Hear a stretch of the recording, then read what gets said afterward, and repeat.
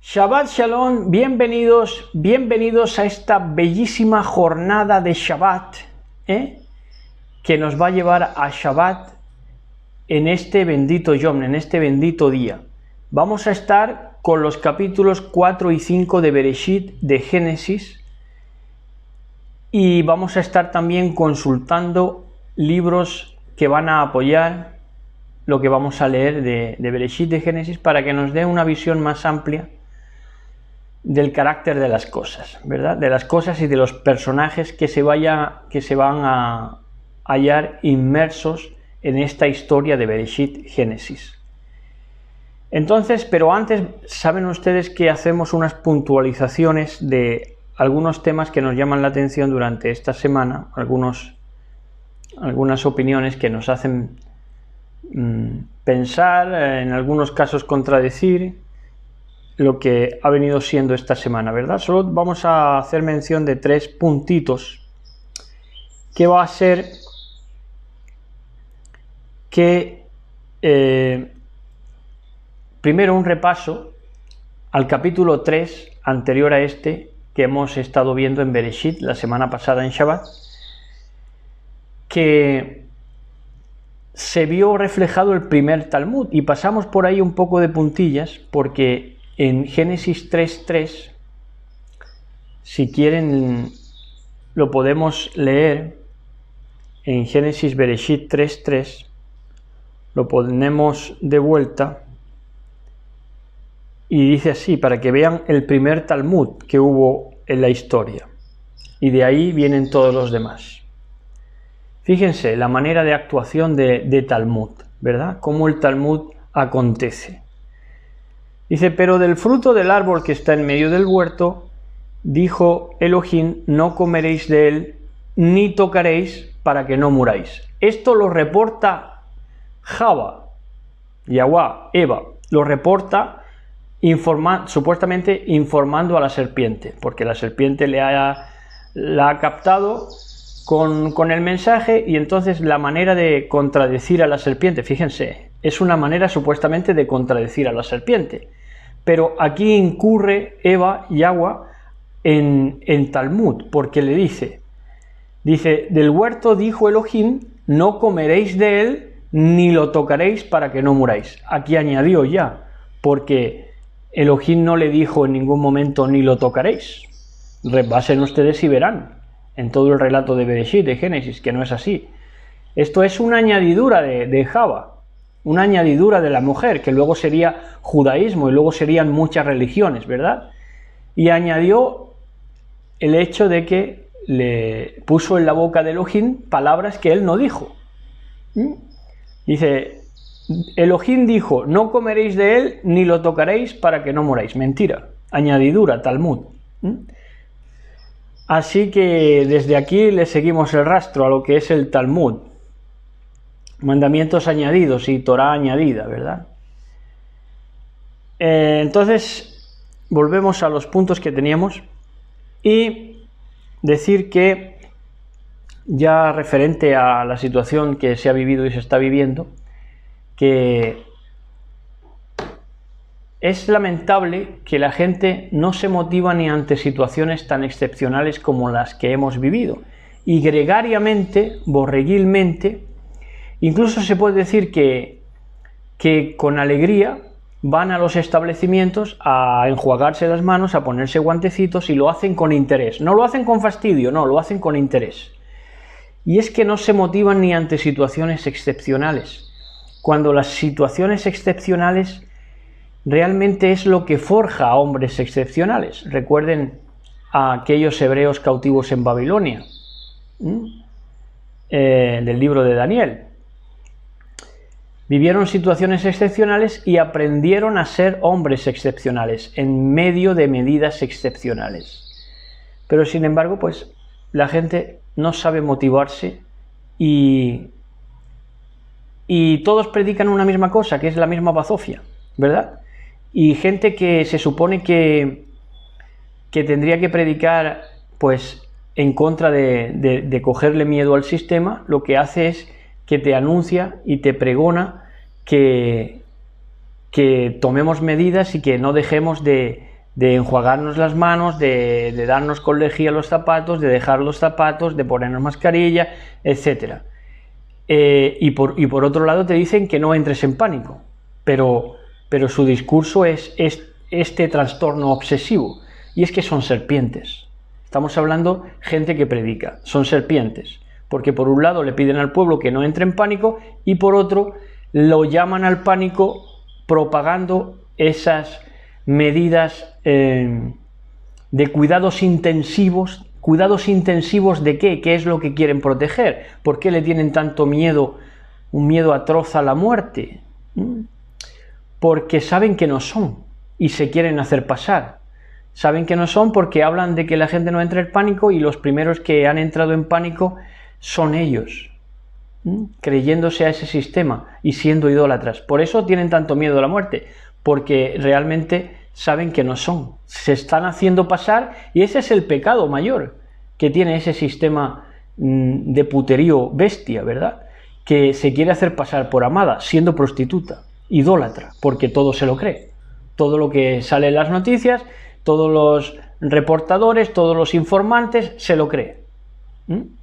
Cree, y ella misma es serpiente. Todos estos predicadores son serpientes que se mueven en esa bifidez de decir una cosa, de decir que el pueblo esté en shalom, esté en paz, pero ellos mismos les dan y les sirven un sin vivir constante, porque los ponen en situaciones de, por si fuera poco, en situaciones de cuidados intensivos para no coger el virus. Por si fuera poco, toda la tralla que le meten de profecías que desubicadas totalmente y que nunca entramos en la gran tribulación y siempre estamos en dolores de parto, que ya viene el lobo, Caperucita, por si fuera poco.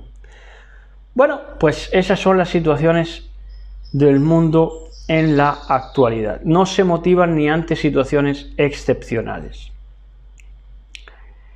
Y uno de estos mismos ministerios, que nosotros no nombramos, por respeto sobre todo a los que les siguen, porque son almas que no sabemos el recorrido que están teniendo, a lo mejor están recién entrando al conocimiento de la verdad, a los rudimentos, ¿verdad? A los primeros rudimentos, y están saliendo, ¿verdad? Echando a rodar. Entonces no sabemos, y nosotros por eso mismo no decimos nombres, intentamos no decir nombres. Pero este mismo ministerio que hemos referido, uno de ellos, porque todos insisten en el cuidado intensivo para no coger el virus, dice que no entendemos el plan de salvación si no entendemos que Yahshua era de la escuela de Gilel. Tremendo. Entonces no entendemos el plan de salvación si no entendemos que Yahshua pertenecía a la escuela de Gilel. Shammai era el malo y Gilel era el bueno.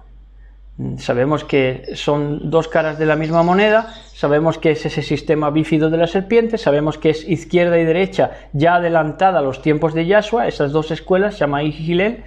Pero oigan, si no decimos y si no comprendemos que Yahshua era de la escuela de Gilel, no nos enteramos de nada.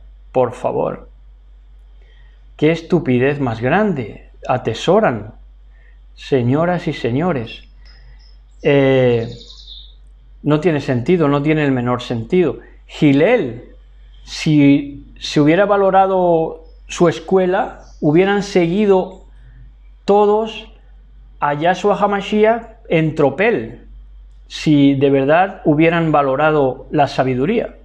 Es decir, a Yahshua no se le perdió nada con Gilel, son ligas diferentes, Es como decirnos a nosotros, ¿por qué no somos predicadores evangélicos? ¿Verdad? Son ligas diferentes, juegan en ligas diferentes.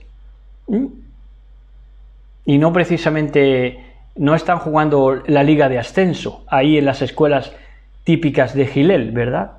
Que es la parte y contraparte de la misma cosa, de la izquierda a derecha, de las yeshivas que no llegan a nada, de las escuelas de teología que no llegan a nada nunca, ¿verdad?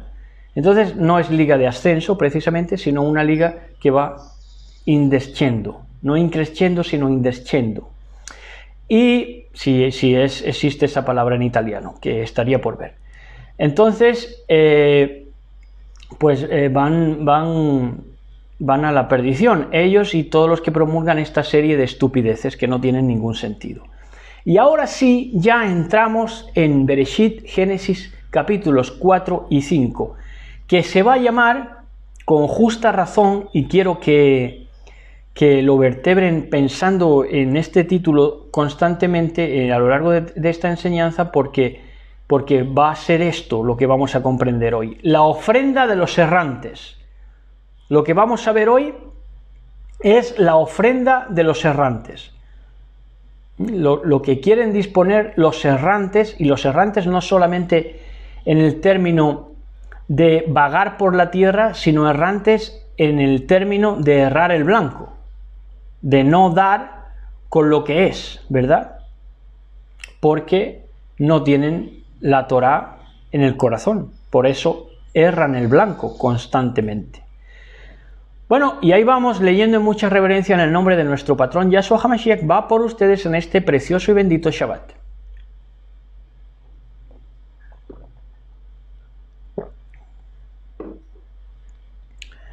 Dice, tuvo relaciones el hombre con Java, Eva, que concibió y dio a luz a Caín, y dijo, he adquirido, porque adquirido es posesión y el nombre de Caín es posesión. Ahora veremos. He adquirido un varón con el favor de Yahweh. Ese es el verso 1. Entonces el nombre de Caín es posesión. Por eso dice que ha adquirido. Por eso le pone el nombre de adquisición o posesión. Ahora, Caín más bien era una posesión demoníaca. Lo que tenía Caín, una posesión demoníaca. Pero no enfatizamos en eso y no entramos en que si Caín era fruto de la simiente de la serpiente, porque la simiente de la serpiente dicen muchos que tomó a Java y tuvo a Caín de fruto por la relación sexual con la serpiente, y Abel era simiente de Adán. No vamos por ahí, ni nos interesa lo más mínimo, ni creemos que sea así. A lo que vamos es que Caín significa posesión o adquisición, y esa posesión va a condicionar toda su vida. Claro, la programación digamos, la programación entre comillas, que sus padres en su buena fe querían prolongar en Caín, es que era una posesión de Elohim, es decir, como un regalo, ¿verdad?, para ellos, una posesión que Elohim les había dado. Pero él lo pervirtió. Esa programación la pervirtió totalmente Caín, porque ya toda su vida transcurrió en torno a la posesión de su materialismo, porque fue un hombre materialista y le daba mucha importancia, como vamos a ver, a las posesiones, al terruño, a la tierra. Y le dio tanta importancia al terruño y a la tierra que se proyectó como un hombre de la tierra, un morador del polvo, un morador de la tierra de baja frecuencia. Así se proyectó, malversando la perfecta programación que habían acuñado para él tanto sus padres como Elohim, poniéndole como posesión de Elohim. Pero lo malversó. Entonces, para ver el carácter de este Caín, vamos a empezar a ver su carácter y verán cómo entendemos mejor el semblante de este personaje bíblico.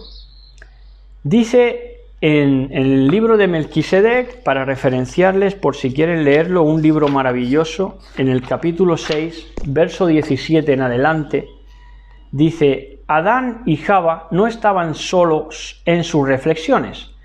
Todos los seres del universo consideraban con interés el futuro de aquel indefenso bebé, se refiere a Caín, que en el interior poseía posesión, atención, un reino de dimensiones infinitas, al ser disputado por los poderes en lucha. ¿Quién sería el señor de su vida?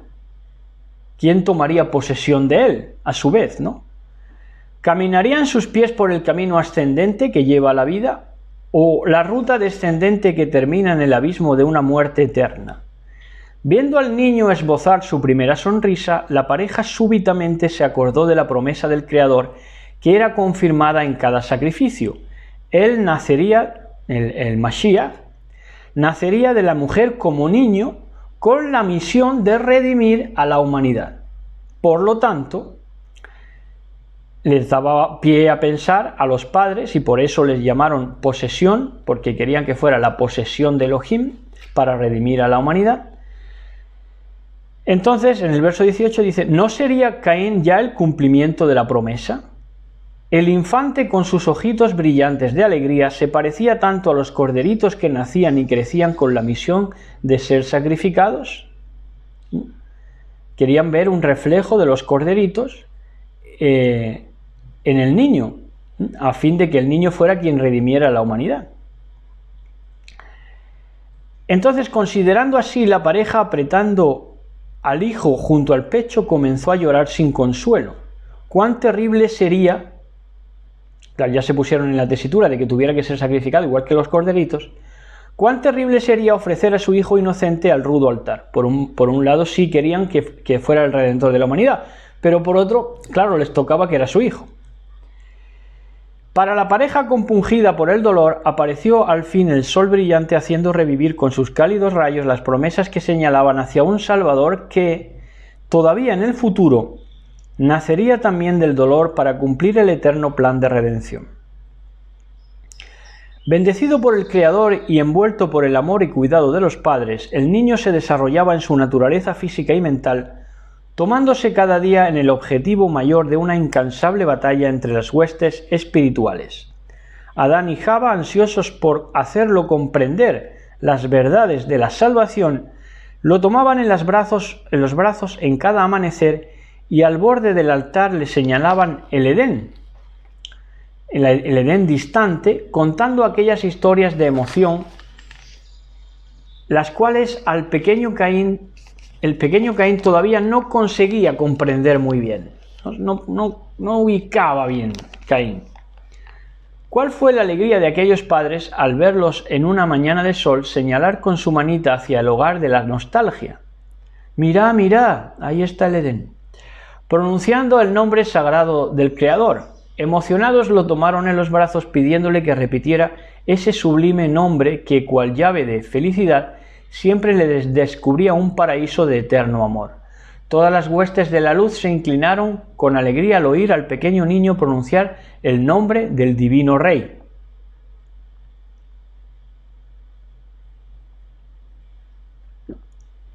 Las semanas se iban pasando, trayendo consigo nuevas víctimas hacia el altar, y el pequeño Caín, blanco de atención y cuidado de Elohim, de las huestes de la luz y de aquellos amorosos padres incansables en la misión de instruirlo, agrupando sus pocas palabras, siempre curiosas con todo, comenzó a interrogar. El día declinaba cuando el muchacho, que yacía en el regazo de su madre, le preguntó: «Madre, ¿por qué el sol siempre se va así, dejando a la gente en el frío de la oscuridad?». Java, sorprendida, contempló a su hijo sin encontrar palabra para contestarle la pregunta que le trajo el recuerdo del pasado de felicidad destruido por su culpa. Después de un momento de silencio, besando la cara del pequeño Caín, le dijo: «Hijo, un día el sol vendrá a quedarse, trayendo en sus rayos un mundo solamente de armonía. Ya no habrán animalitos para combatir ni corderitos para morir sobre el altar». El pequeño Caín, deseando ver rayar pronto ese día, dijo a su madre: «Madre, mañana el sol nacerá en el paraíso. Pide para que se quede. Pide para que se quede. Así podré jugar y nunca más dormir». Fíjense las ganas que tenía de jugar Caín, ¿verdad? Hoy todo es juego, todo es broma, ¿verdad? Monólogo. Ansioso en ver rayar el día de que no tendría fin, el pequeñito Caín solamente se durmió hasta después de hacer a su madre prometer que pediría al sol permanecer. Un nuevo día del sol radiante a caminar por el cielo surgió para Caín, trayendo en sus rayos alegría y calor. Mientras jugaba en el jardín, sus ojitos curiosos se volteaban muchas veces hacia el sol, que parecía acariciarlo con una sonrisa de esperanza. Viéndolo, sin embargo, caminar en dirección del occidente, el pequeño corrió hacia su madre preguntándole: «Madre, él prometió quedarse». Java, tomándole los brazos, le sonrió procurando hacerlo comprender con palabras simples, mientras le señalaba el distante paraíso y la historia de la redención. El sol vendría un día para quedarse. Caín, insatisfecho con las palabras de la madre, demostró no tener paciencia para esperar ese día que yacía en un futuro distante. Repetía en llanto: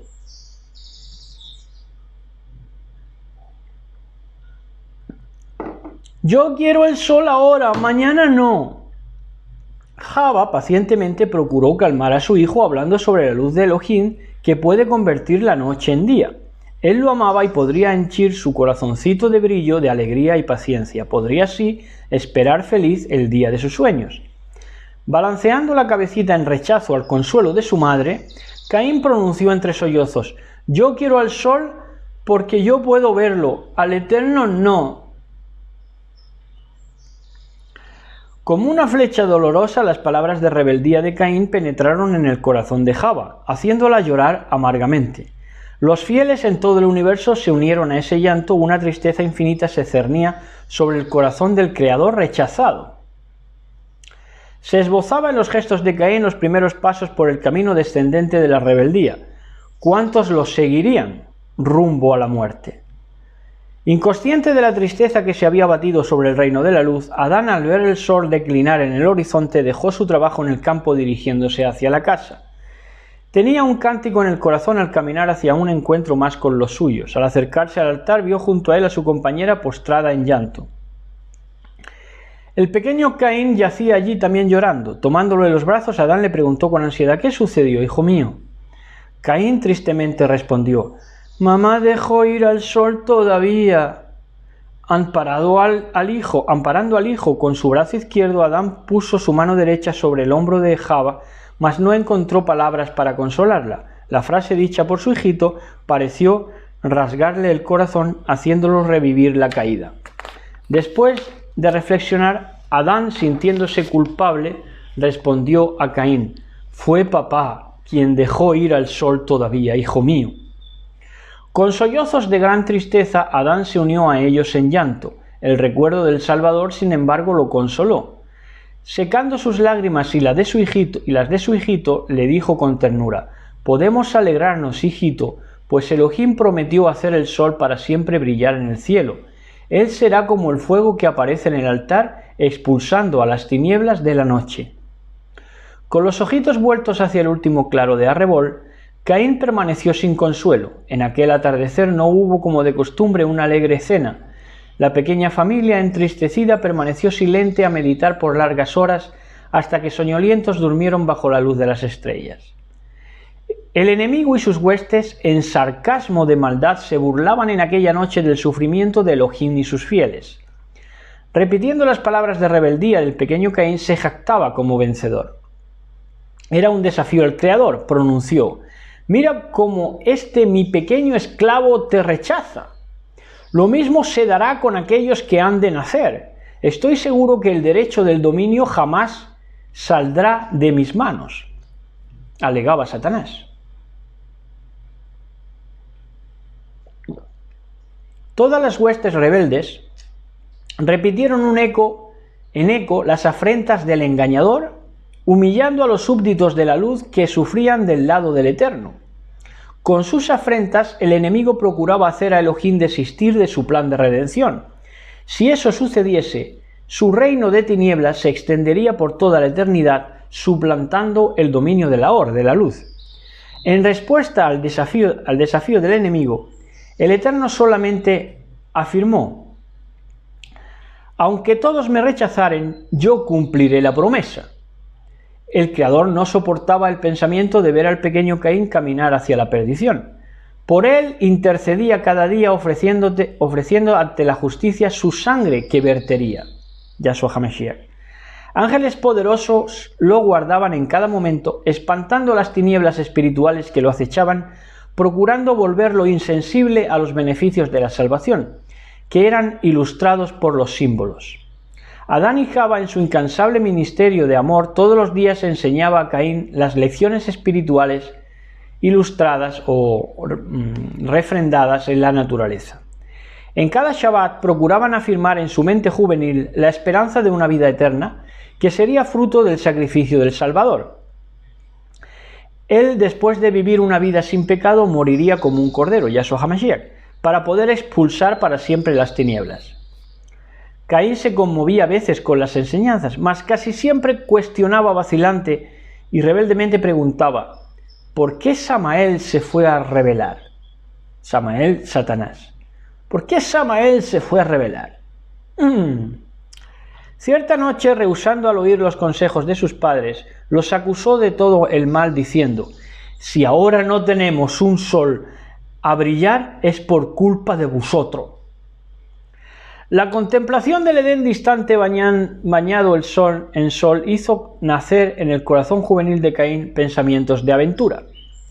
Él comenzó a pensar: este paraíso no está tan lejos como afirman papá y mamá. ¿Por qué esperar y sufrir tanto tiempo?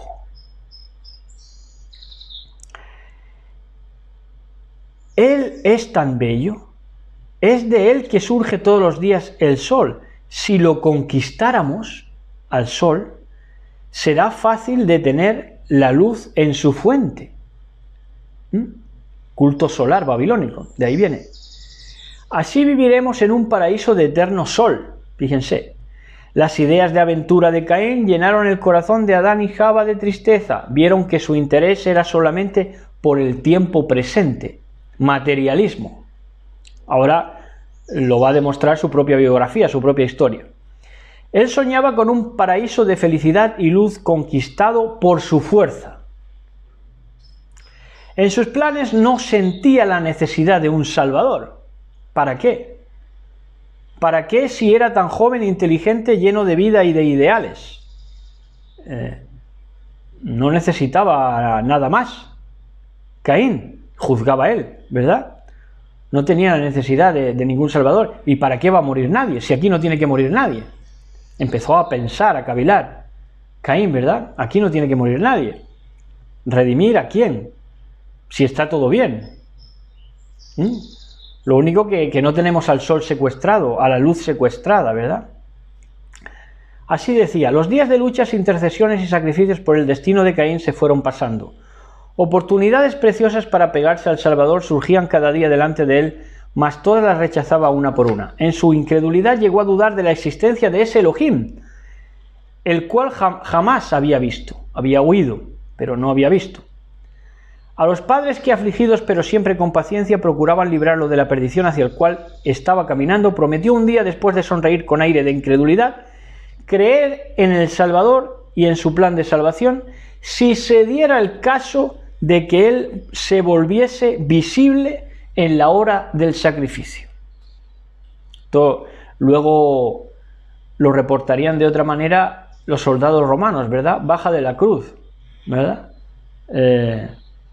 Baja de la cruz si eres Elohim. Con ardiente fe aquellos padres comenzaron a clamar al Eterno. Su presencia visible podría, quién sabe, salvar a aquel hijo amado que cada día se volvía más rebelde. El Creador oyó el clamor de los padres afligidos, aunque sabía que su aparición difícilmente quebraría en el corazón del joven Caín su espíritu rebelde. Estaba dispuesto a satisfacer la petición. Fíjense lo que son las cosas. Extendería los brazos amigos a Caín, procurando con amor conquistarle el corazón. Como conocía sus anhelos y sueños de aventura, fácilmente él podría identificarse con él, cautivándolo, pues él también era alguien que siempre había cargado en el pecho sueños de aventura. ¿No había sido la creación del universo una gran aventura? ¿No había sido su sueño verlo incrustado de soles fulgurantes, iluminando billones de mundos con su brillo? ¿No era también el mayor de los suyos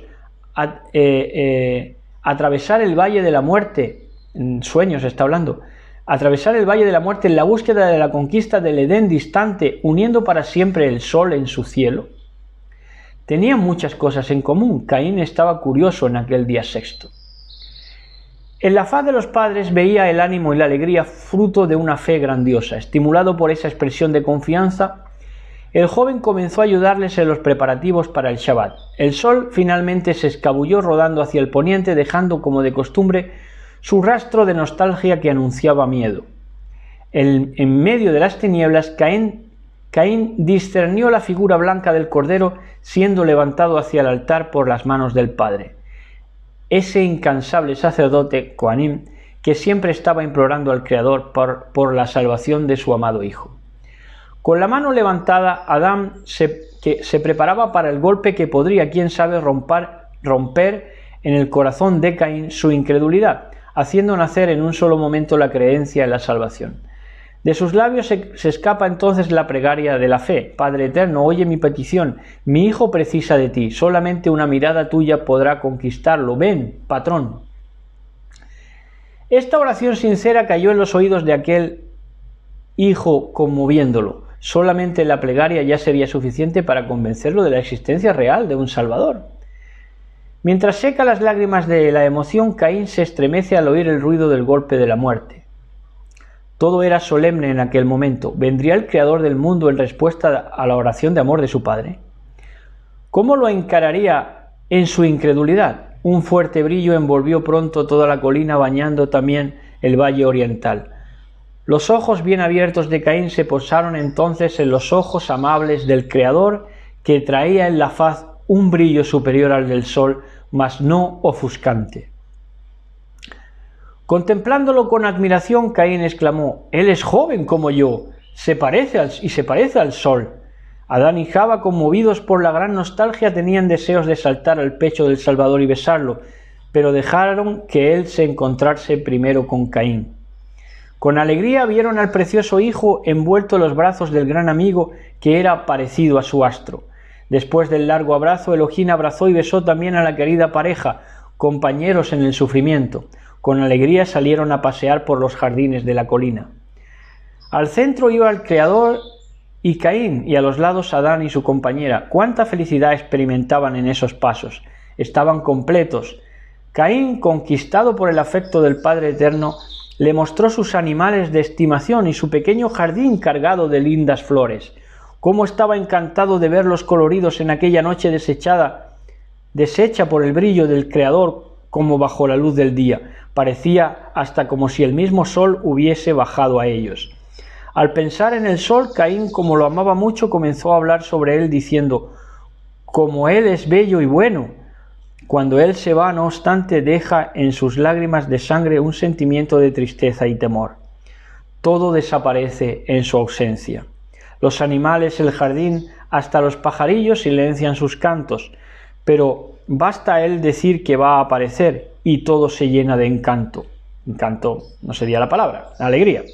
La naturaleza se despierta de su mansedumbre, pareciendo todavía temer a las tinieblas, mas cuando las ve huir permanece alerta y canta. Los animales, los pajarillos, el jardín, todo vuelve a un feliz vivir, mas esta felicidad siempre acaba. Después de hablar estas palabras, Caín, mirando al Creador, indagó curioso: «Papá siempre dice que fuiste tú quien creó al sol, ¿es verdad?». Con una sonrisa de sinceridad, Elohim le contestó que sí. «Cuando tú hiciste el principio», continuó Caín, «¿ya huía hacia el poniente?». «Él nunca huye, el sol nunca huye», respondió el Eterno, bendito sea. «Es el mundo quien huye de él». Tremendo. Él está triste con esa ingratitud. «¿Pero cómo?», preguntó Caín, contemplando furioso su faz de luz. Con palabras cariñosas, Elohim comenzó a contarle la historia de Luzbel, Samael, que en su ingratitud, en su falta de gratitud, desterró de sus ojos y de los ojos de una multiplicidad de criaturas el brillo de su faz, el sol verdadero. Después de actuar así, engañó a muchos diciendo que el sol era quien huía de ellos. Con su astucia continuó el Creador. Le estaba instruyendo, pero de una manera tremenda. Le estaba diciendo: después de actuar así, engañó el diablo a muchos diciendo que el sol era quien huía de ellos. Con su astucia, continuó el Creador, el ángel rebelde procuró arrastrar al ser humano hacia las tinieblas y lo consiguió. El sol en aquel día lloró tantas lágrimas de sangre que bañó todo el cielo. En su último suspiro de luz, sin embargo, él le prometió al mundo, ya arrebatado por las tinieblas, volver un día a brillar para siempre, llenando todo su seno de vida. Después de decirle estas palabras, el Eterno, mirando a aquel joven con expresión de tristeza en los ojos, concluyó diciendo: hoy el ángel rebelde promete a sus seguidores que irá con su fuerza a detener el sol, pero él jamás conseguirá realizar ese plan, pues no posee el lazo que podría detenerlo, el amor, el ahabá. Cabizbajo, Caín oyó de los labios del Creador esa historia de promesas, la cual ya se había cansado de oír de sus padres. Esa historia no le daba placer, pues mostraba una noche larga de sacrificios sobre el altar y de un Salvador a perecer en dolor. En realidad, Caín no veía razones para todo eso. ¿Por qué no desterrar lejos el sufrimiento coloreando las tinieblas de luz? Claro, como si fuera una página web, ¿verdad? Es un esfuerzo de conquistarlo. En un esfuerzo de conquistarlo, el Eterno con mucho amor miró a aquel joven insatisfecho y le dijo que solamente la sangre de su sacrificio podría hacer al sol brillar para siempre, en un reino de eterna felicidad y paz. No había otro camino para esa conquista. Por ello, debería ser paciente, descansando bajo su cuidado. Después de conversar por largo tiempo con Caín, en la tentativa de hacerlo reconocer su necesidad de salvación, Yahweh, volteándose hacia la pareja, comenzó a consolarlos con la promesa del nacimiento de otro hijo. 36 sacrificios más serían contados y sus brazos envolverían al segundo hijo. Nacería también del dolor, mas traería a los ojos el brillo y el consuelo de la salvación. Su testimonio de fidelidad sería perpetuado por todas las generaciones en el símbolo de un altar cubierto de sangre. Las semanas se iban pasando, trayendo a la pareja nuevas alegrías y tristezas, de un corazón lleno de vida a latir en el vientre de Java y de un vacío con olor de muerte a crecer en el corazón del joven Caín. Aunque él se había deslumbrado ante la manifestación de Elohim, esa aparición en nada le cambió su manera arrogante de pensar sobre el sentido de la vida. Él no veía sentido en los sacrificios ofrecidos en el altar. En los días que siguieron a su encuentro con el Creador, él argumentaba con sus padres diciendo: si yo fuese poderoso como el Eterno, yo jamás me sometería al sacrificio para reconquistar el reino perdido. Él es fuerte y brilla como el sol. Él podría con una sola palabra expulsar todas las tinieblas, devolviéndonos el paraíso. Como Él quiere, como quieren los hombres caínes, ¿verdad? Planificarlo ellos. Su nuevo orden seclorum, ¿verdad? Su nuevo orden mundial, como ellos quieren. ¿Para qué tanto sufrimiento? Con ese argumento, Caín se suponía más sabio que el Creador. ¿Quién sabe si en un próximo encuentro tendría oportunidad de aconsejarlo, él, Caín, al Creador? Aconsejar al Creador. De esa forma, el joven Caín se sumergía cada vez más en el abismo de orgullo y de egoísmo. ¿No había sido Luzbel, junto con un tercio de las huestes celestiales, atraídos por esa misma ilusión? El Elohim bondadoso todavía no sellaría o marcaría el destino de Caín sin antes procurar de todas las formas salvarlo de la ruina eterna. Esa gesed, esa gracia inmerecida, fruto del divino ahabá, del divino amor, sería concedida a todo el ser humano que viniese a nacer a este mundo. Apasionante, apasionante lectura. Entonces seguimos en el verso 2, dice: volvió a dar a luz y tuvo a Abel su hermano. Fíjense que no fue en el mismo parto, como dicen, que fue un parto gemelar, según algunos teólogos, sino que fue un parto y después otro. Entonces volvió a dar un hijo y tuvo a Abel, su hermano. Fue Abel pastor de ovejas y Caín labrador. Abel significa aliento. Ahí entonces tenemos a un arquetipo. Aliento es ruaj, es viento. Tenemos un arquetipo, ya tenemos dos arquetipos de seres humanos. Tenemos en sí las dos simientes. No son dos simientes físicas, sino dos simientes espirituales. Uno, posesión, materialismo, Caín, y otro, ruaj, aliento, sentido espiritual, reflexionador, que es Abel, Hebel. Entonces, fue Abel pastor de ovejas y Caín labrador. Caín se dedicó al terruño, a la tierra, con la que tenía llamado. Él estaba llamado a la tierra, a la posesión, ¿verdad? Y por eso la labraba, la araba. Arar era maldición, arar era maldición de amargura. Bueno, pues él la labraba, Caín. Tenía propensión al materialismo. Y Hebel, Abel, era pastor de ovejas, pues eso, se orientaba hacia el pastoreo, hacia el cuidado de las criaturas que luego iban a ser sacrificadas, ¿no?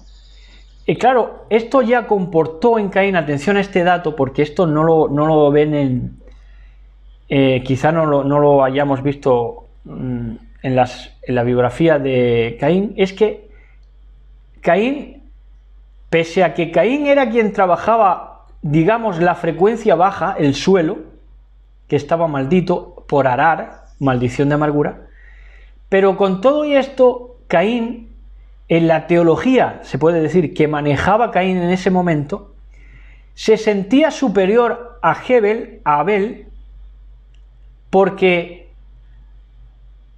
Caín alegaría que Abel se dedicaba a cuidar animales que luego iba a matar. Entonces se sentía superior a Abel porque Abel engordaba para matar a animales y él, sin embargo, Caín solamente se procuraba la recolecta. Entonces se sentía moralmente superior a su hermano Abel, porque todo ese sacrificio le parecía a él una necedad innecesaria, todo ese sacrificio de corderitos, ¿verdad? Entonces moralmente, intelectualmente se sentía superior a Abel. Situemos las cosas. Entonces dice, pasado algún tiempo, Caín hizo a Yahweh una oblación por los frutos del suelo. Una oblación es una ofrenda, una libación por los frutos del suelo. ¿Esto era malo? No, eran las implicaciones que esto tenía, porque con esta ofrenda Caín estaba proclamando, y ya después de haber sido ministrado en el libro de Melquisedec hemos podido ver el rastro a manera de ilustración de lo que de verdad pudo pasar por el discurrir de Caín, por el pensamiento de Caín. Entonces él, lo mal que hizo es que no veía necesario la redención y por tanto no se enfocaba a la ofrenda animal, que él la veía como para retrasados. Eso era para retrasados el sistema de sacrificios, porque según él juzgaba no debía morir nadie. Eran simplemente lo que se necesitaba era remisión de pecados y ya ser reinstalados otra vez en el Edén sin redención, sin que nadie pagara. Quería remisión sin redención. Ahora, siglo XXI y siglo XX, siglo del evangelismo, del supuesto evangelismo, ¿no es lo mismo? ¿No hemos vivido la misma situación por el pastoreo de turno, que tienen más pecado porque se hacen pasar por pastores Abeles cuando son asesinos Caínes, ¿verdad? Y han querido vender la idea de remisión sin redención. Y es que cuando tú quieres la remisión, quieres que Elohim te perdone sin hacer el acto de redención, porque el acto de redención en aquel momento era presentar el cordero, pero el acto de redención de tu pecado puede ser otro, pueden ser muy diversos. Si has llevado una vida de pecado, por ejemplo, tu redención puede ser un donativo, o puede ser ayudar a un pobre, o a alguien necesitado, o darle tu cobertura, o darle tu amparo, o darle un techo, ¿verdad? Pero en el cristianismo han pensado igual que Caín. Querían remisión de los pecados sin hacer obras de redención, sin ellos mismos redimirse, porque querían todo trasladarlo a que fuera todo remisión. Aquí va a ser todo remisión y no vamos a tener que hacer actos de redención, no vamos a tener que redimirnos a nosotros mismos, sino que uno ya va a ser remisión y redención por nosotros. Es decir, vamos a recolectar los frutos del suelo, de la frecuencia baja, y los vamos a presentar en el altar. ¿Es lo mismo? Ahí lo tienen. Entonces dice en el verso 4, también Abel hizo una oblación de los primogénitos de su rebaño, una ofrenda. Claro, al ser mayor Caín seguramente le antecedió a la hora de presentar estas ofrendas. Entonces por eso dice que también Abel hizo una ofrenda. Claro, y lo hizo porque también era su referencia, su hermano mayor. Su hermano mayor. Bueno, entonces dice, también Abel hizo una oblación de los primogénitos de su rebaño y de la grasa de los mismos. Así que Abel hizo lo que se precisaba. Fue una ofrenda de precisión. ¿Por qué? Porque lo que se requería era ese sacrificio de los corderitos. Para que en la mente humana se notara de que pagaría un inocente, y con el cuidado que él le ponía a los corderitos día por día, cuidándolos, alimentándolos, desprenderse de ellos, luego asesinarlos, o no asesinarlos, matarlos, le suponía que siempre tuviera en su mente que su pecado, y que su pecado, el pecado de la humanidad, debían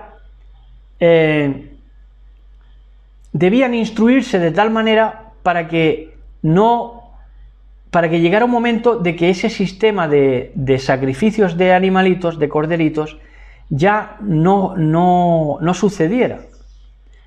Entonces ese era el propósito de todo el sacrificio animal, de los altares, para que el hombre sintiera de verdad que estaba pagando el que menos culpa tenía, un inocente, en este caso era el cordero, y luego iba a ser Yahshua HaMashiach.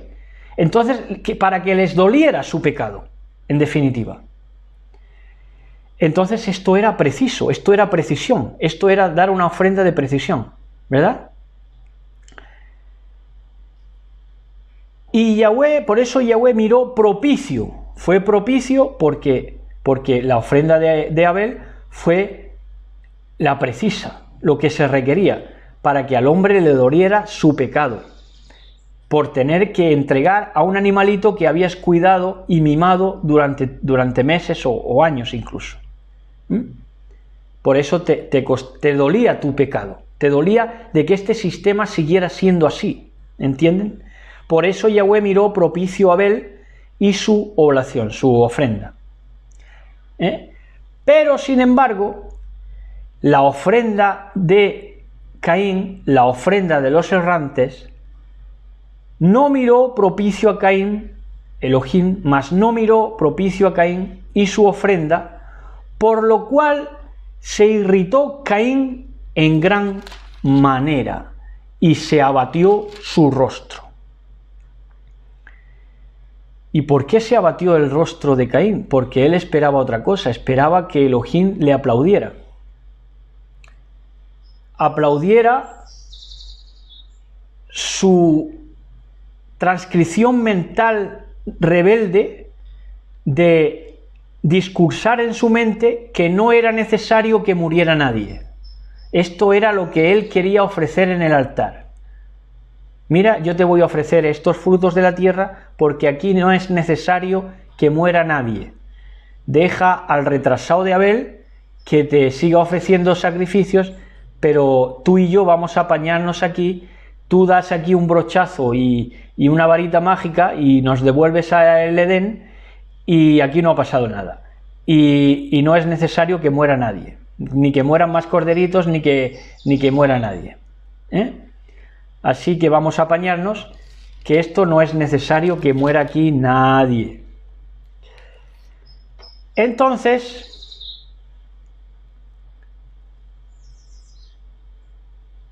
en el verso 6, entonces Yahweh dijo a Caín: ¿por qué andas irritado y por qué se ha abatido tu rostro? ¿No es cierto que si obras bien podrás alzarlo? Obra bien. No me des frecuencia baja polvo que no se precisa. Esa recolecta de tus frutos que entran por los ojos, ¿verdad? La fruta, el colorido entra por los ojos, pero no es lo que se precisa, porque lo que se precisa es que al hombre le duela su pecado, para que cuando venga el Salvador, el Mashiach, sepan reconocerlo, el mayor número de seres humanos.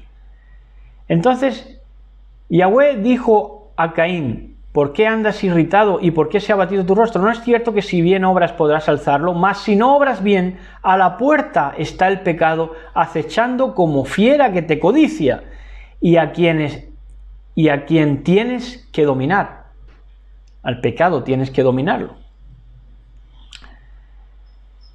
Entonces, Caín dijo a su hermano Abel: vamos afuera. Ya lo tenía ya decidido. Ya lo decidió ahí en ese momento cuando se demudó su rostro. Dice: vamos afuera, y cuando estaba en el campo, en el clero, se lo llevó al clero, Caín Abel, se lanzó Caín contra su hermano Abel y lo mató. Caín, la ofrenda de los errantes, quería gozar de beneplácito, del beneplácito de Elohim, sin ofrecer lo necesario.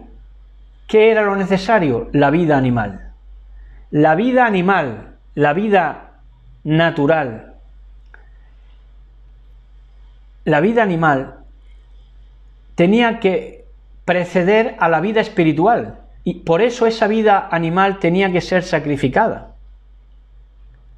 Y para que le doliera al hombre su pecado, y le doliera a tal punto que esa vida animal ya pasara a ser vida espiritual. Pero Caín, la ofrenda de los errantes, quiere gozar del beneplácito de Elohim sin ofrecer lo necesario, que es su propia vida animal, para llegar a la espiritual. Por eso se mueven en ese poder, en esa potestad de Caín. Están marcados igual que Caín, porque quieren gozar del beneplácito. Por eso sale al clero y ahí mata a su hermano. Quieren gozar del beneplácito sin ofrecer lo necesario, que es esa vida animal. Esa vida animal que se alimenta y retroalimenta de la adquisición y de la posesión. Él mismo, Caín, es una posesión, y lo que más valora, ahora lo vamos a ver, cuando ya el Eterno bendito sea lo echa, lo que más valora es su territorio. Ahora lo vemos. Entonces, ¿qué es lo que odió Caín en Abel para matarlo? Lo que odió Caín en Abel es que Caín no estaba dispuesto a ofrecer la vida animal, su propia vida animal, para ascender a la vida espiritual. No estaba dispuesto a esto. Solo estaba dispuesto a su posesión, suelo, serpenteante, darlo vistoso, lo colorido. Lo Dios es amor. No juzgues para no ser juzgado, ¿verdad? y mató a Abel porque odió la verdadera elevación de vida de la ofrenda que en sí era Abel, porque él sí sacrificaba, Abel sacrificaba su vida animal, mediante que le doliera el pecado por corderos que estaba él frecuentemente ministrando y cuidando. Entonces lo que odió Caín es la elevación de la ofrenda de Abel, por eso lo mató. Por eso lo mató. Yahweh dijo a Caín: ¿dónde está tu hermano Abel? Contestó: no sé. ¿Soy yo acaso el guardián de mi hermano? Y es que, después de todo, creía engañar a Elohim. Después de que, claro, odia la elevación de Abel, no sacrifica su vida animal, y quiere que con esa vida animal engañar al mismísimo Elohim. Tremendo. Tremendo el producto de la rebeldía cainita. Quería hacer las cosas A su manera, a su modo. Quería hacer las cosas a su modo. Y Dios, dirían ellos, en el lenguaje actual, y Dios tiene que hacer lo que a mí se me vaya antojando. Si a mí se me antoja que tenemos que trasladarnos con un brochazo de Dios al Edén de vuelta, pues tiene que hacerlo. Tiene que hacerlo. ¿Pero por qué piensa así? Porque no ha sacrificado su vida animal. Entonces, perdón, dentro de que no eleva su vida porque no presenta su ofrenda animal y presenta solo lo vistoso, la teología agradable melosa, creía engañar a Elohim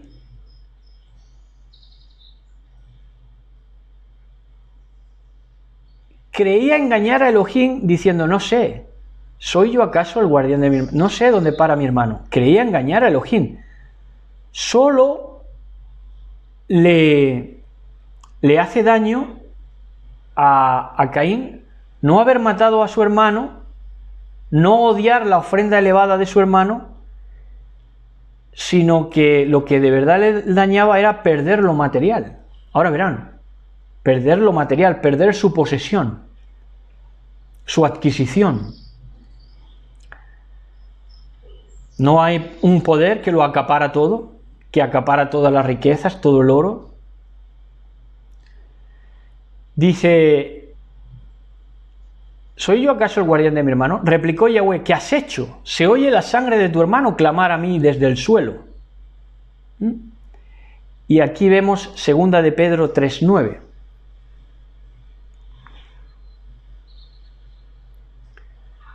En 2 de Pedro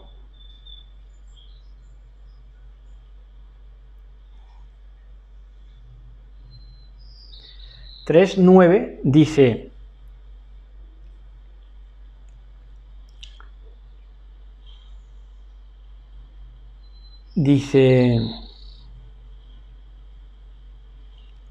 ¿qué has hecho? Se oye la sangre de tu hermano clamar a mí desde el suelo. Pues bien, maldito seas lejos de este suelo, que abrió su boca para recibir de tu mano la sangre de tu hermano.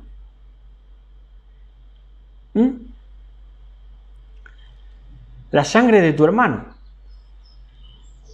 Aunque labres el suelo, arar, maldición de amargura, no te dará más su fruto. Vagabundo y errante serás en la tierra. Vagabundo y errante. Ahora, díganme, ¿qué dos etnias principalmente se han conocido como errantes a lo largo de la historia? Uno es el judío errante y otro es el gitanismo itinerante, cuando menos, ¿verdad? Vagabundo y errante serás en la tierra. Entonces dijo Caín a Yahweh: mi culpa es demasiado grande para soportarla. Ahí está. Solo le dañaba ser dañado en lo material, en su posesión, en lo que había acaparado. Mi culpa es demasiado grande para soportarla. Pero, ¿qué es lo que no podía soportar? ser excluido de la presencia de Elohim, nada de eso. Si hoy me echas de este suelo, habré de esconderme de tu presencia, convertido en vagabundo errante por la tierra, y cualquiera que me encuentre me matará. Yahweh le respondió: al contrario, quien quiera que matare a Caín lo pagará 7 veces. Y Yahweh puso una señal en Caín para que nadie que lo encontrase lo atacara. Caín dejó la presencia de Yahweh y se estableció en el país de Nod, al oriente del Edén. Bueno, entonces vamos a 2 de Pedro 3:9, como hemos dicho. Dice: el patrón no retarda su promesa, según algunos la tienen por tardanza, sino que es paciente para nosotros, no queriendo que ninguno perezca, sino que todos procedan a la teshuvá. Y aquí le trata, Elohim bendito sea, a Caín de esta manera, para que proceda a hacer teshuvá, todavía, con todo lo que ha liado en el mundo, con todo lo que lió, de odiar la ofrenda de su hermano, de moverse en la vida animal, de que solo quería ser visto, lo vistoso, lo fruto, lo fruto vistoso, que en verdad ese fruto, al no dar la ofrenda animal, era un fruto podrido, un fruto que en verdad estaba maldito, ¿verdad? Entonces dice que se estableció en el país de Nod, que dijimos en el tema anterior que es un espacio temporal de errantes, para los que presentan esta ofrenda de los errantes, esta ofrenda que odia la ofrenda elevada de Abel, porque no ven necesario que aquí tuviera que morir nadie, y no ven necesario el plan de la salvación de Elohim. Les parece un plan burdo, ofuscado, que no tiene el menor sentido. Quieren remisión sin redención. Quieren remisión y que los reinstalen ahí en el Edén, y que no tengan que redimirse por medio de ninguna obra, ¿verdad? Y hoy en día hay gente que dice eso, que no necesitan ningún salvador, que ellos con ser buenos, para ellos que son buenos. Exactamente. Y que con ser buenos ellos mismos que no necesitan nadie que los venga a salvar. Ahí está. Mucha gente que a mí me lo han dicho. Exactamente. Hijos de Caín auténticos que se mueven en el ateísmo, que es lo más crédulo que hay, ya lo hemos dicho muchas veces, que luego se lo creen todo. Y dicen que esto, lo que has dicho tú, que no necesitan de Salvador, que no necesitan de nadie que los redima, ¿verdad? Quieren remisión, quieren transcurrir su vida plácidamente con los frutos que se les antojen a ellos, recolectar, y no necesitan ninguna remisión ni ninguna ofrenda animal, en el sentido de ofrecer y ofrendar su vida animal para llegar a la vida de verdad espiritual. A ellos ya les parecen que van caminando en el espíritu, cuando son los más animales de todos, porque no creen necesario un salvador, no creen necesario un redentor. Son supuestamente autosuficientes, que se mueven en esta potestad cainita. Fíjense lo que es la potestad cainita, fíjense que Caín es el que arguyó que no era necesario que nadie muriera, y luego es el criminal. Ahí es donde se mueve esta hipocresía cainita. Cree que no necesita redentor, que no necesita redención. Creen que el redentor es un fracasado, que lo expresaba así Bergoglio, y luego dicen que no es necesario que muera nadie. Quieren un mundo de, como dice un mundo feliz, que decía Huxley, y que aquí no muera nadie, pero luego los criminales son ellos. Luego, a la hora de matar, ponles un galgo, porque son los primeros, que son criminales, que matan naciones enteras, que siembran con sangre y cosechan muerte. Entonces, Entonces se metió ahí, se estableció en el país de Nod, espacio temporal de estos errantes. Ahí van a parar, de una manera simbólica, espiritual, y no sé hasta qué punto física, todos estos que se mueven en la ofrenda de los errantes. Transcurren siendo errantes por la tierra. En Efesios 2:12,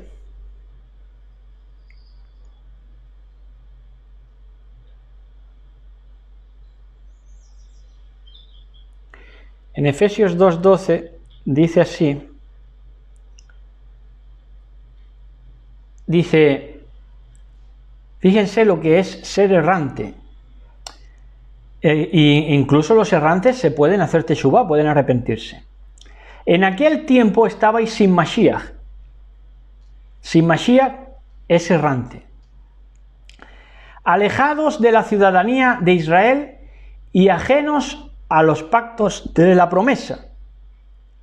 Esto es, alejados de la ciudadanía de Israel, errantes. Sin esperanza y sin Elohim en el mundo. Esta es la errancia, esto es ser errantes. Primera de Corintios 15, 33, 34.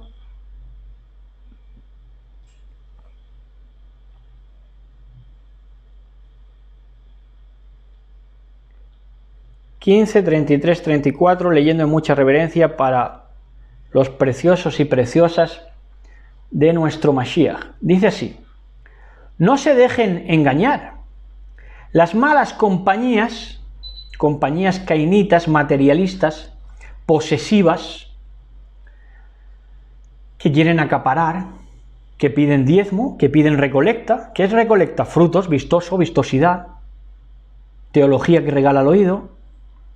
No se dejen engañar, las malas compañías corrompen las buenas costumbres. Vuelvan a su sano juicio como conviene y dejen de pecar. En efecto, hay algunos de ustedes que no tienen conocimiento de Elohim, para vergüenza de ustedes lo digo. Vuelvan a su sano juicio. Esto es, dejen de vagar, dejen de ser errantes. Y nos vamos al libro de Enoc, capítulo 15, que dice así, dice, y él me correspondió y me habló y yo oí su voz, no temas, Enoc, hombre justo, escriba de justicia, acércate y escucha mi voz. Ve y dile a los vigilantes, estos son los primeros errantes, que enseñaron al pueblo a errar el blanco, ¿verdad? A no vivir Torah. Dice, ve y dile a los vigilantes del cielo que te han venido a suplicar por ellos. A vosotros corresponde interceder por los humanos y no a los humanos por vosotros. ¿Por qué habéis abandonado el alto cielo santo y eterno? ¿Os habéis acostado con mujeres y profanado vosotros mismos con las hijas de los hombres? ¿Y tomado esposas como hijos de la tierra y habéis engendrado hijos gigantes? Ahí, en Nod, en todo ese nudo espacio temporal, donde van a parar los errantes, de un modo u otro. Vosotros que fuisteis santos espirituales viviendo una vida eterna, os habéis manchado con la sangre de las mujeres y habéis engendrado con la sangre de la carne, y como los hijos del hombre habéis deseado después carne y sangre como aquellos que mueren y perecen. Por eso yo les he dado a ellos mujeres para que las fecunden y engendren hijos por ellas y para que así no falten ellos sobre la tierra. En cuanto a vosotros fuisteis primero espirituales, igual que los Gálatas. ¿Se acuerdan de los Gálatas? Le dice que también estaban errando el blanco. A los Gálatas le dicen, Gálatas insensatos, habéis empezado por lo espiritual y vais a terminar al revés, vais a acabar por donde no es, ¿verdad? Entonces dice, primero fuisteis espirituales viviendo una vida eterna, inmortal por todas las generaciones del mundo. Por ello no se os han atribuido mujeres, pues la morada de los espíritus del cielo es el cielo. Y ahora los gigantes que han nacido de los espíritus y de la carne serán llamados en la tierra espíritus malignos, demonios, y sobre la tierra estará su morada. Los espíritus malos proceden de sus cuerpos porque han nacido de humanos y de los santos vigilantes en su comienzo y su origen primordial. Estarán los espíritus malos sobre la tierra y serán llamados espíritus malos. Los espíritus del cielo tienen su casa en el cielo y los espíritus de la tierra que fueron engendrados sobre la tierra tienen su casa en la tierra. Atención, porque viven en esa frecuencia.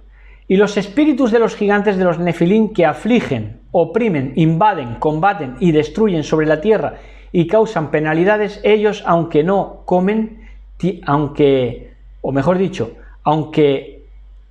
no comen o no tienen necesidad de comer, tienen hambre y sed y causan daños.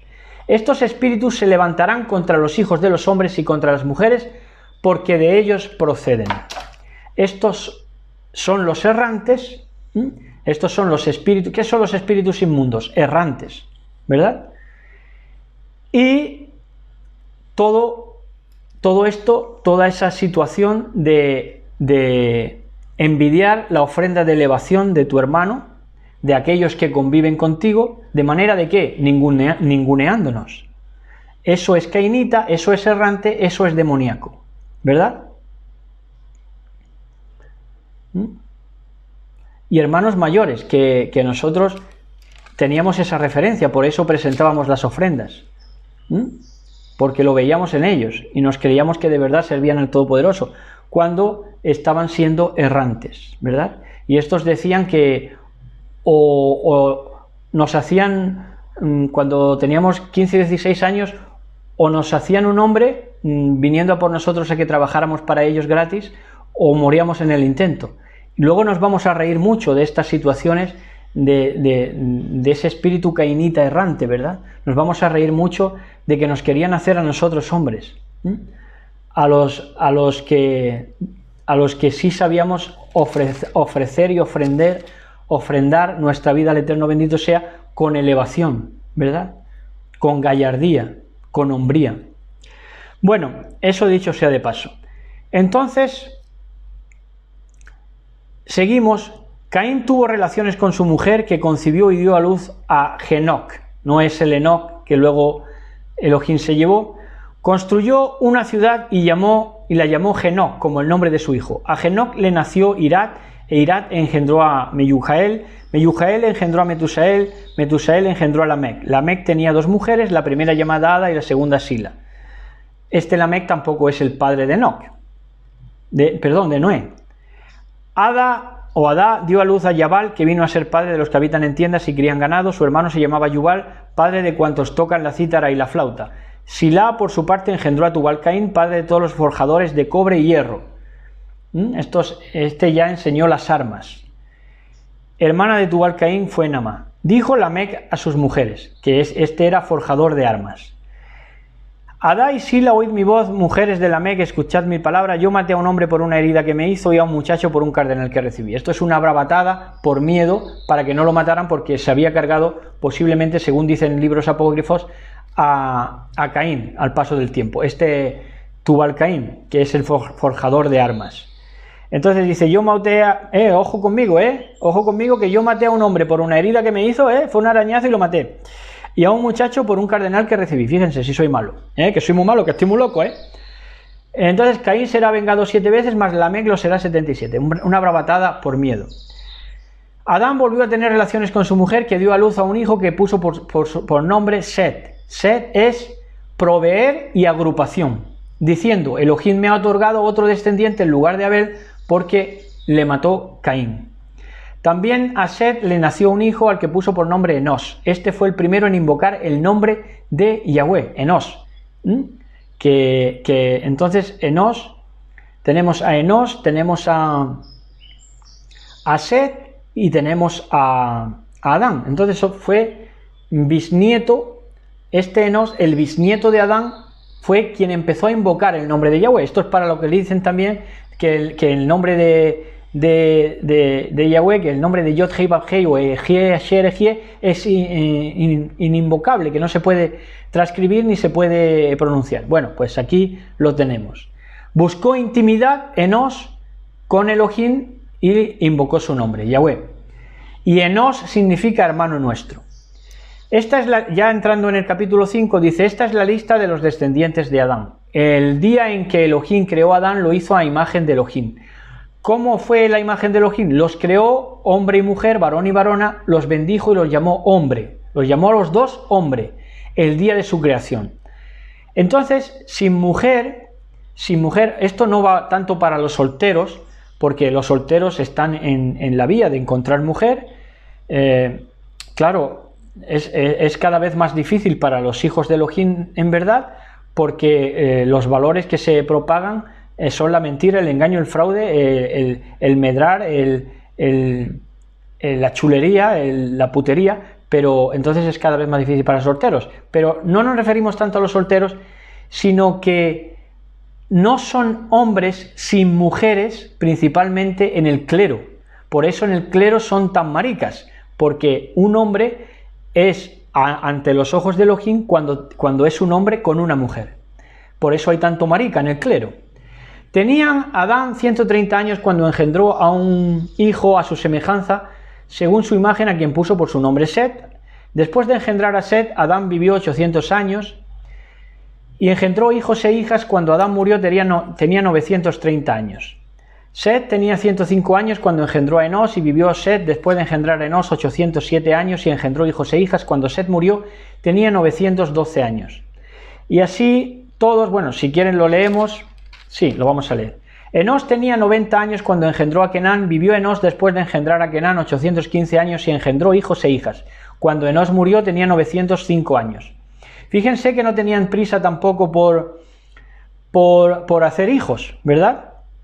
Ahora parece que les corre prisa y se casan con 15 años y empiezan a tener hijos ahí como conejos, ¿verdad? Y es que le corre prisa porque como saben que la destrucción está a las puertas, pues probablemente sea por esto, subconscientemente. Kenán tenía 70 años cuando engendró a Mahalaleel. Vivió Kenán después de engendrar a Mahalaleel 840 años y engendró hijos e hijas. Cuando Kenán murió tenía 910 años. Mahalaleel tenía 65 años cuando engendró a Yered. Vivió Mahalaleel después de engendrar a Yered 830 años y engendró hijos e hijas. A propósito de esto, también hemos de notar que como ya estaban los vigilantes engendrando en las mujeres, por eso también sería un motivo lógico de por qué ellos, los hombres, fecundaban a las mujeres ya tan pasados de años, o con tantos años, no pasados porque transcurría la vida de una manera más enérgica, pero tan adentrados en años, ¿no? Porque, por ejemplo, Mahalaleel tenía 65 años cuando engendró a Yered, y este es de los jóvenes. Entonces, probablemente se debiera también a que las mujeres andaban muy ocupadas con los vigilantes. Y eso sí, cuando los hombres llegaban a poder tener relaciones con las mujeres, la semilla humana también se abría paso, ¿verdad? Pero probablemente el por qué transcurría tanto tiempo era porque estaban ocupadas las mujeres con los vigilantes. Pero vamos, era una pugna de simientes que se tiene que tuvo que transcurrir así, pero el hecho de sufrir esa privación durante tantos años de mujeres les hacían a los hombres también disfrutar más y producir más, ¿verdad? A la hora de engendrar a las mujeres. Entonces, Yered tenía 162 años cuando engendró cuando Mahalaleel murió tenía 895 años. Yered tenía 162 años cuando engendró a Enoc. Vivió Yered después de engendrar a Enoc 800 años y engendró hijos e hijas. Cuando Yered murió tenía 962 años. Enoc tenía 65 años cuando engendró a Metusalén. Este sí era el Enoc que se llevó Elohim. Enoc anduvo con Elohim, vivió después de engendrar a Matusalén 300 años y engendró hijos e hijas. Aquí dice esta versión de la Biblia de Jerusalén, curiosamente, cuando Enoc murió, pero sabemos que Enoc no murió, tenía 365 años. Enoc anduvo con Elohim y desapareció porque Elohim se lo llevó. Entonces Matusalén tenía 187 años cuando engendró a Lamec. Vivió Matusalén después de engendrar a Lamec 782 años y engendró hijos e hijas. Cuando Matusalén murió tenía 969 años. Lamec tenía 182 años cuando engendró a un hijo y le puso por nombre Noé, diciendo: este nos consolará de nuestros afanes y de la fatiga de nuestras manos por causa de del suelo que maldijo Yahweh. Vivió Lamec después de engendrar a Noé 195 años y engendró hijos e hijas. Cuando Lamec murió tenía 777 años. Tenía Noé 500 años cuando engendró a Sem, a Cam y a Yafet.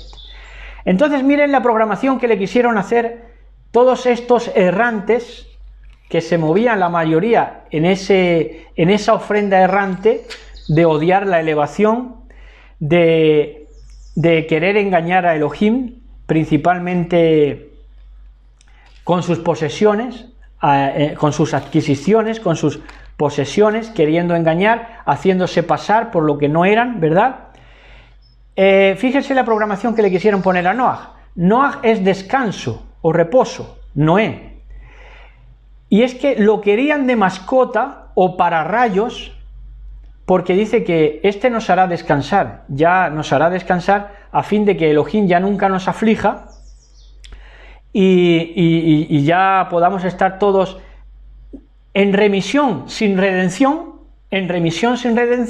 tomando a mi hijo, tomando a Noah como una mascotita que nos sirva de descanso, para descansar nosotros, y mientras él está viviendo y nosotros más o menos ahí estamos dándole un rinconcito, pues que Elohim no nos castigue y podamos vivir en remisión sin redención, y de aquí a nada ya incluso nos pasan al jardín del Edén otra vez. Entonces quisieron programar a Noé como mascota o pararrayos, pero a los que se llevó por delante, a los que los puso a descansar, fueron a todos estos errantes de las ofrendas errantes, ¿verdad? Ellos querían a Noé para descansar, pero fue Noé quien los puso a descansar a ellos. Y con nosotros, con el remanente de Elohim, que hemos despertado lo que de verdad es economía, han querido hacer igual, ¿verdad? Para que Elohim nunca les meta mano, pues nos tienen a nosotros como mascotas para que nunca llegue la ira de Elohim, ¿verdad? Y haciéndose pasar como que son como nosotros, ¿verdad? Imitando nuestra manera de vivir, pero no cambiando nunca de corazón, porque no quieren ofrecer su vida animal, ¿verdad? No les duele el pecado, ¿verdad? Que era el objeto de ofrecer la ofrenda animal. Entonces vamos a acabar con Gálatas 6:7. Vamos a acabar con Gálatas 6:7, que dice así, leyendo en mucha reverencia ya para poner el colofón a este bello tema. Dice en Gálatas 6:7, no os engañéis, ofrenda de errantes, que sí que queréis poner los frutos, pero los frutos son de la baja frecuencia, frutos para ser vistos, lo vistoso, lo colorido, son de baja frecuencia, que queréis hacer pasar, ¿verdad? Queréis hacer pasar, errantes, queréis remisión, pero no queréis ser redimido ni hacer obras de redención, ¿verdad? Entonces, no os engañéis, no seáis errantes. Elohim no puede ser burlado, como en la programación quisieron también ponerle a Noé. Este va a ser nuestro descanso. ¿Qué van a vivir a costillas nuestras de los verdaderos hijos de Elohim? Nunca nos íbamos a levantar, nunca nos íbamos a manifestar, nunca iba a nacer el hombre profético con sus 144.000, con todos los que vienen de las naciones. ¡No! No os engañéis. Claro que íbamos a nacer, claro que íbamos a aparecer por las promesas de nuestro Elohim, que es fiel para cumplirlas. No os engañéis, ofrenda de los errantes. Elohim no puede ser burlado, pues todo lo que el hombre sembrare, eso también segará. Y ahí lo tienen. Y con esto cerramos este apasionante tema. Tengan un Shabbat súper bendecido en la presencia de nuestro Elohim, bendito sea. Besos y abrazos para todos y todas. Shabbat Shalom, amor y ahabá, y en una misma ejad para todos y todas. Les amamos mucho, mi esposa y yo, y estamos ahí en un mismo ruá. Shalom a todos. Besos y abrazos. Shalom.